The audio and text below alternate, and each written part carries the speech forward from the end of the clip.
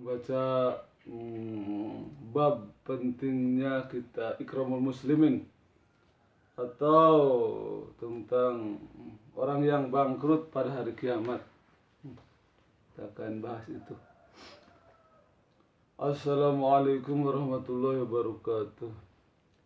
Alhamdulillah, nahmadu wa nasta'inuhu wa nastaghfiruhu wa na'udzu billahi min syururi anfusina wa min sayyiati a'malina. May yahdihillahu fala mudilla lahu wa may yudhlil fala hadiya lahu.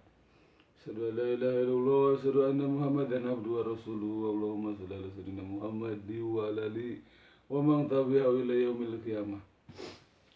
Membaca kuntum khairu ummatin ukhrijat linnas ta'muruna bil ma'ruf wa tanhauna 'anil munkar wa tu'minuna billah. Wa qala Nabi sallallahu alaihi wasallam, khairun nas anfa'uhum linnas, sadaqallahul azim. Hari ini kita akan bahas pentingnya kita berakhlak baik, berkata-kata baik, berbuat baik aja. An Abi Hurairah radhiyallahu anhu anna Rasulullah sallallahu alaihi wasallam qala atadruna mal muflis atadruna mal muflis. Qalu, sahabat bertanya, qalu muflisu fina malahir hamalahu wala mata'a. Faqala innal muflisa min ummati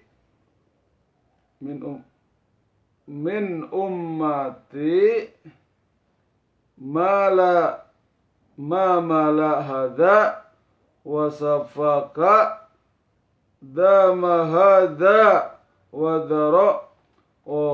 daraba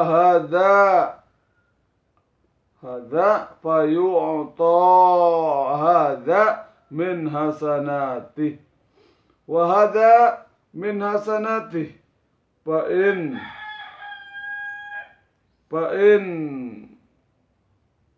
in paniyat hasanatuhu qabla ayyuqdha ma alaih uhida min khotobyahum faturihatu alaihi thumma turiha finnar neraka, finnar teh. Diriwayatkan dari Abu Hurairah radhiyallahu anhu bahwa Rasulullah sallallahu alaihi wasallam pernah bertanya kepada para sahabat, tahukah kalian siapakah orang yang bangkrut? Para sahabat menjawab, menurut kami orang yang bangkrut itu ialah orang yang tidak memiliki uang atau harta kekayaan. Rasulullah sallallahu alaihi wasallam menjelaskan orang yang bangkrut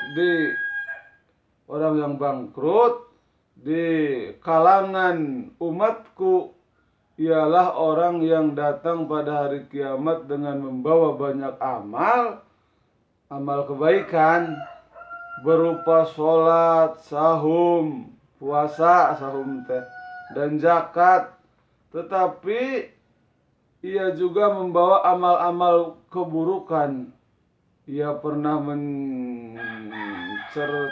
mencerca seseorang, menuduh orang, memakan harta orang lain tanpa hak, menumpahkan darah seseorang tanpa hak, juga pernah memukul seseorang. Maka diberikanlah amal-amal kebaikannya kepada orang ini. Diberikannya amal kebaikannya kepada orang ini. amal kebaikan lainnya kepada orang itu, yakni mereka yang pernah disakitinya.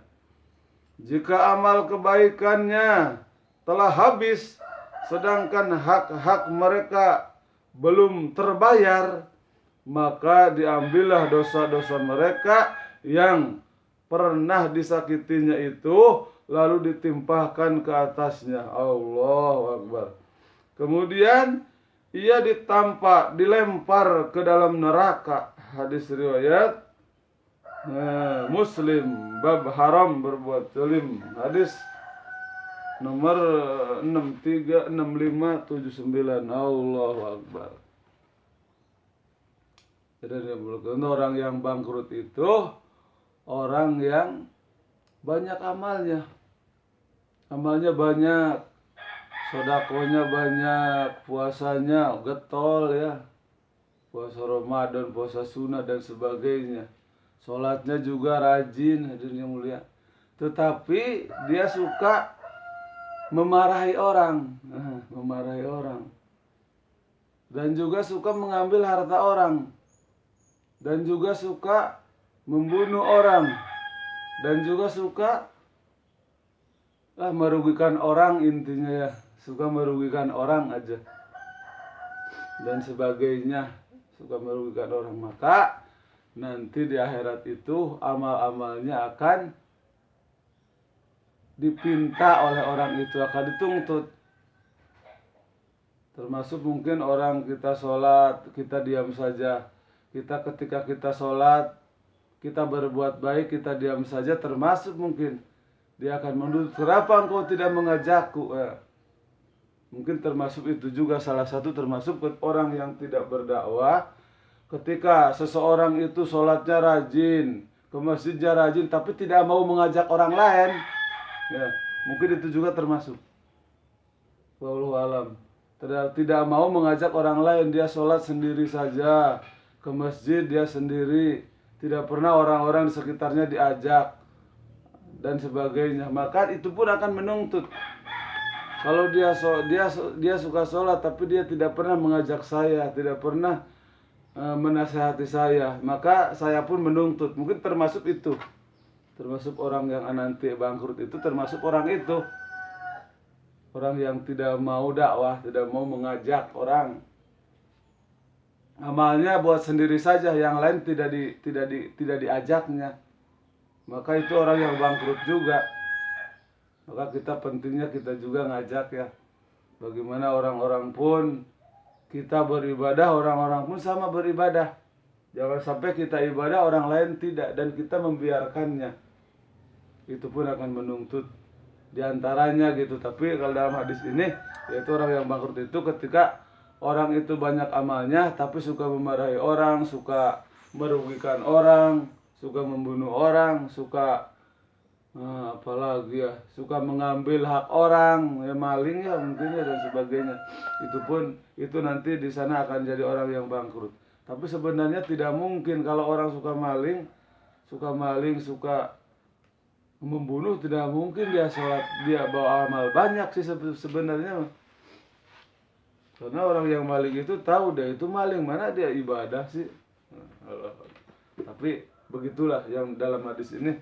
Orang yang bangkrut itu orang yang membawa amal banyak, membawa amal kebaikan banyak, tetapi di akhirat amal-amalnya itu dituntut oleh saudara-saudaranya, oleh orang-orang yang disakitinya, maka amalnya akan habis. Dan apabila amalnya habis, dia tidak bisa bayar, maka dosa-dosa orang yang disakitinya, orang yang itu akan ditimpahkan kepada dianya.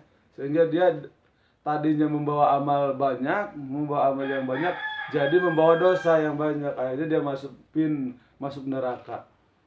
Auzubillahi min dzalik. Mudah-mudahan kita ini tidak termasuk orang tersebut. Kita selalu berdoa kepada Allah Subhanahu wa taala supaya tidak dijadikan orang-orang yang begitu, ya. Orang-orang yang rugi. Kita senantiasa di dalam setelah beramal, maka kita koreksi lagi niat kita ya. Setelah beramal kita selalu memohon kepada Allah Subhanahu wa taala supaya kita ini dilindungi dari sifat-sifat yang tadi itu, dari orang yang bangkrut. Jangan sampai kita ini menjadi orang yang bangkrut di akhirat, apalagi kalau kita tidak beramal. Allahu Akbar ya. Mudah-mudahan kita niat juga kita ya, niat mengamalkan. Ini niat mengamalkan, kita juga sudah tahu bagaimana orang yang bangkrut itu. Ternyata orang yang bangkrut itu orang yang membawa amal, tetapi amalnya habis di akhirat. Kita sudah tahu orangnya yang begitu, yang begini, kita siap amalkannya. Jangan sampai kita ini tahu tapi tidak mengamalkan. Itu juga tidak bagus. Kita tahu tapi tidak mengamalkan, itu juga termasuk kerugian. Kita nanti akan menyesal nanti di akhirat ya. Kita sudah tahu amal-amal baik tetapi kita tidak melakukannya. Kita tahu amal-amal buruk, itu teh buruk, kita malah melakukannya. Allahu Akbar. Tahu amal baik itu akan membahagiakan di dunia dan di akhirat, kita malah tidak mau mengamalkan. Kita tahu amal buruk itu akan menyengsarakan kita di dunia dan di akhirat, kita malah mengamalkan amal buruk. Jangan sampai seperti itu ya. Mudah-mudahan kita siap mengamalkan dan menyampaikan. Karena waktu masih ada, baru 11 menit, maka kita akan kaji lagi satu hadis lagi ya. An Abdillah radhiyallahu anhu qala Rasulullah sallallahu alaihi wasallam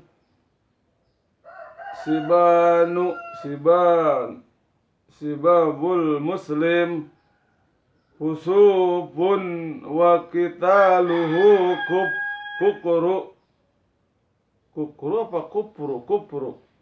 Diriwayatkan dari Abdullah radhiyallahu anhu bahwa Rasulullah sallallahu alaihi wasallam bersabda, mencaci maki seorang muslim adalah kefasikan dan membunuhnya adalah kekufuran. Hadis riwayat Bukhari, bab larangan mencaci dan melaknat. Hadis nomor 6044. Ya. Jadi kita mencaci seorang muslim ya. Mencaci seorang muslim itu adalah kefasikan. Jadi kalau orang itu